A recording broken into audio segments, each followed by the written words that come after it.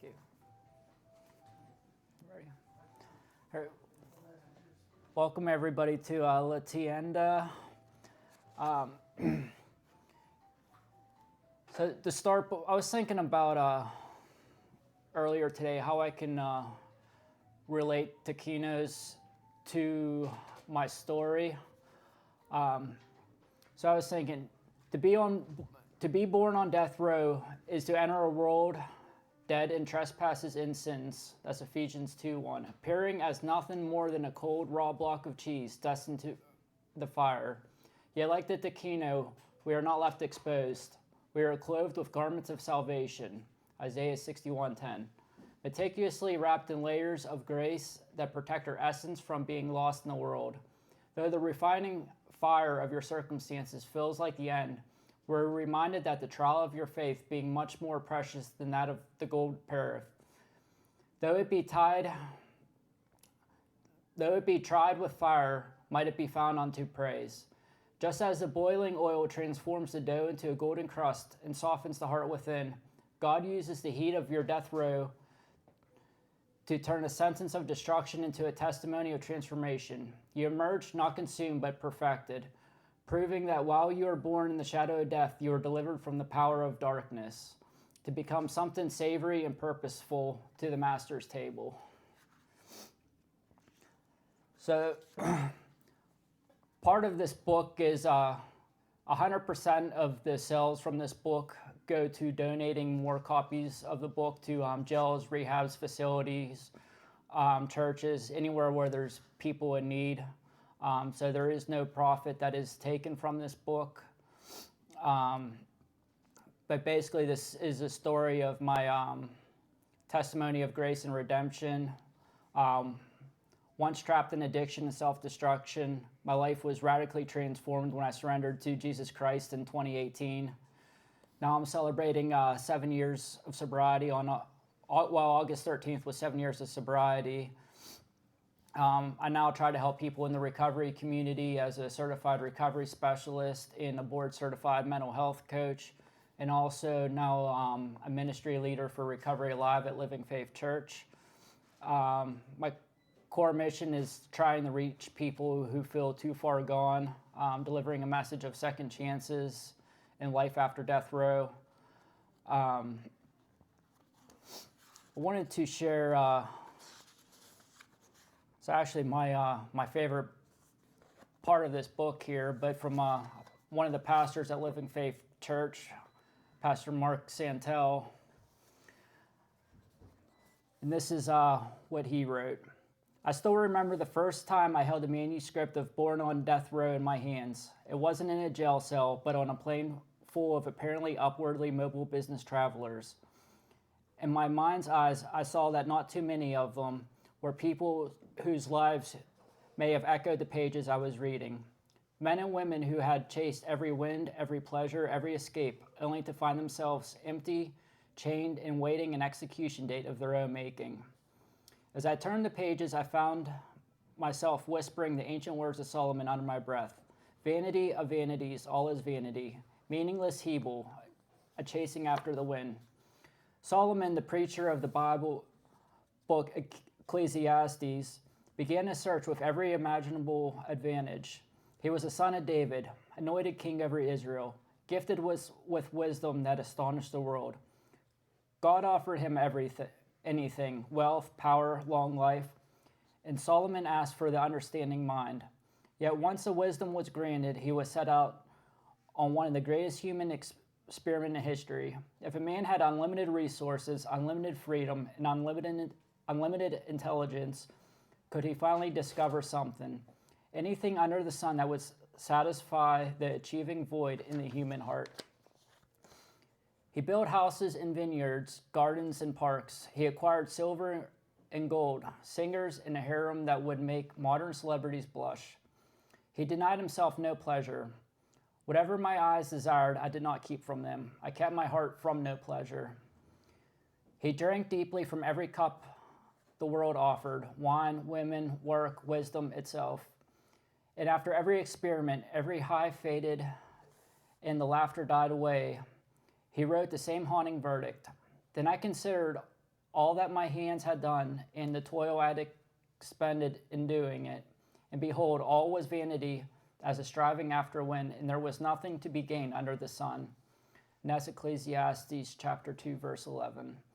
Michael Bauer's story is Solomon's story, stripped of the palaces and the crown, set instead in the trailer parks, back alleys, and county jails of modern America, where Solomon had 1,000 wives and concubines. Michael had bottles and pills, where Solomon built the temple with cedar and gold. Michael built a prison of shame and self-destruction. But the diagnosis is identical. Everything under the sun is evil, vapor, breath, smoke. It looks substantial for a moment, but grasp it in your own fist, closing on nothing. I hear Ecclesiastes ringing through every chapter of this book. When Michael describes the first rush of the high, the way it promised to fill every empty place in the soul, I hear Solomon saying, I said in my heart, come now, I will test you with pleasure, enjoy yourself. When Michael writes of waking up sick, broken, ashamed, yet crawling back to the same poison that was killing him, I hear Solomon's weary conclusion. What has been is what will be, and what has been done is what will be done. There is nothing new under the sun. The cycle of chasing, grasping, crashing, and chasing again is the same futile merry-go-round that the wisest men who ever lived rode until he was dizzy with despair. Solomon tried wisdom itself and found even that to be vanity when pursued apart from the fear of the Lord. Michael tried every form of escape, drugs, rebellion, pride, and discovered the same bitter truth. Both men stood at the end of the human striving and saw that the same sign written in the dust. Meaningless, meaningless, utterly meaningless. And yet, thank God, neither story ends there. Solomon's great book does not close with the word vanity. After cataloging the emptiness of everything under the sun, the preacher lifts his eyes above the sun and delivers the conclusion of the whole matter. Fear God and keep his commandments, for this is the whole duty of man. For God will bring every deed into judgment with every secret thing, whether good or evil. The only thing that is not evil, the only thing that endures, is a life oriented toward the God who stands above the sun, the one who gives meaning to the meaningless, purpose of the purposeless, life to the dead. Michael Bauer discovered the same truth not in a palace surrounded by scholars, but on his knees in a jail cell staring at the end of himself. Where Solomon was given wisdom from above, Michael was given grace from the cross. Where Solomon finally feared God and kept his commandments, Michael surrendered to the one who kept the commandments perfectly in his place. Both men, separated by 3,000 years by wealth and poverty, by throne and prison, came to the same place, the end of human striving and the beginning of divine rescue. This is why the book is not just another addiction testimony. It is a modern Ecclesiastes, written not by a king reflecting on a life of excess, but by a condemned man reflecting on a life of self-destruction, who discovered that the condemned can be pardoned, the dead can live, and those born on death row can be born again. I've watched Michael walk out of the truth of Ecclesiastes. For everything there is a reason.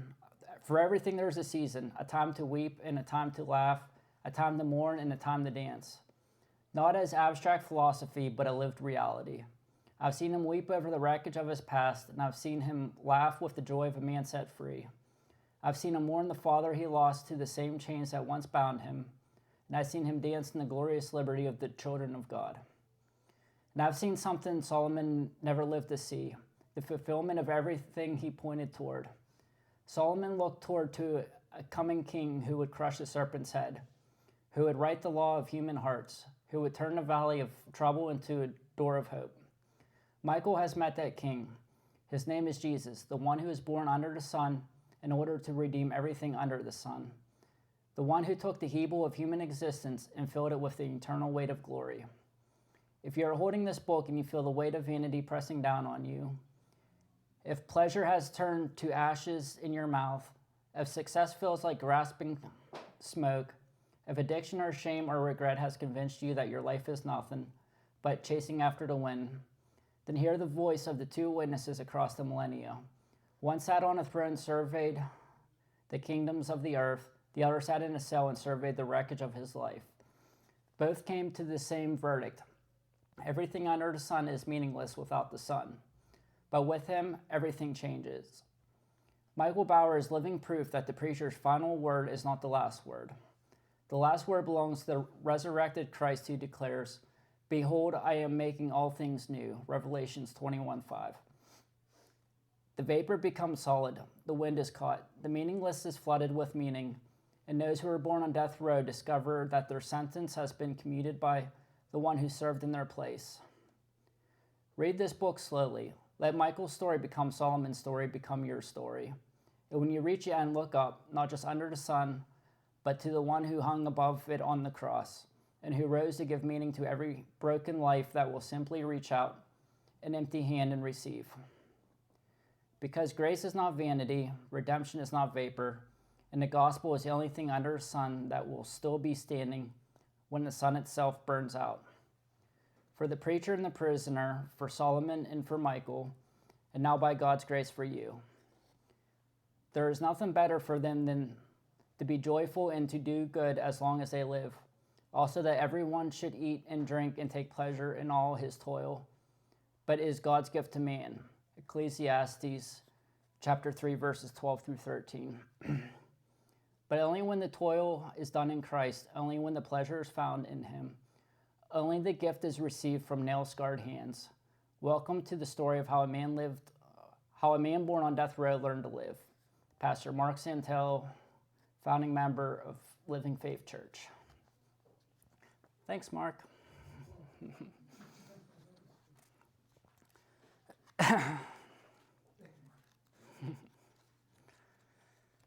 Then, so one of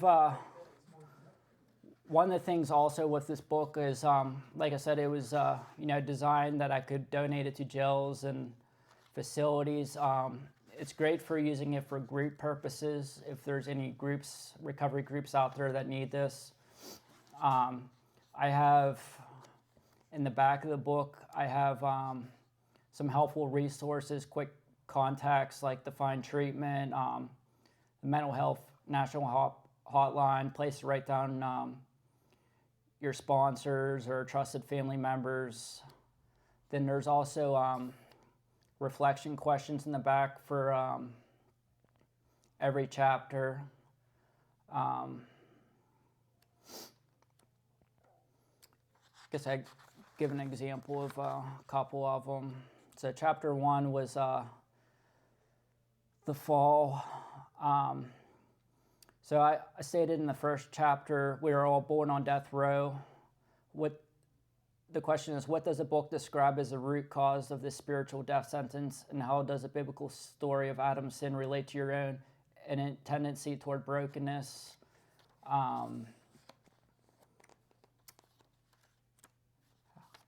Had a pretty good question today. I'm also doing a recovery group study with this book at the Beaver Falls Library. Some of the questions from today's reading was really good. From chapter 7, this chapter emphasizes the critical difference between simply not having a drink or drug and being truly sober. How does this distinction highlight this importance of the internal work of the renewing the mind? The New Testament calls for believers to be sovereign, disciplined, self-controlled, and sound in judgment. How does letting the Spirit renew your thoughts help you stay alert and vigilant against the devil's prowling? So there's a lot of good Christ-centered questions throughout this book. I'm also going to read real quick my acknowledgments, who I acknowledged for this book. So all the glory and praise to my Lord and Savior Jesus Christ, the author and finisher of my faith. Every page of this book exists because of his mercy and the power to redeem once what was broken. To Officer Tom of the Zillionople Police Department, thank you for showing me grace when I did not deserve it. Each year when I hand you one of my sobriety coins, I'm reminded that God often works through the compassion of others. To Tom Mercimer, your friendship through these years has meant more than words can say. And to my sponsor, Randy Irby, thank you for your wisdom, patience, and continued guidance whenever I call. You have helped keep me grounded in recovery and faith. And to my church family at Living Faith Church, and especially Pastor Wade Henderson and Pastor Mark Santel, thank you for believing in me, praying for me, and helping me grow in my walk with God. You have shown me what true spiritual leadership looks like. And to my brothers and sisters in Recovery Alive, thank you for walking this journey of freedom with me and reminding me healing happens in community. And finally, to you, the reader, thank you for allowing me to share my story with you. I pray these words remind you that no one is beyond the reach of God's grace. If he can redeem my life, he can redeem yours too. To God be the glory, great things he has done.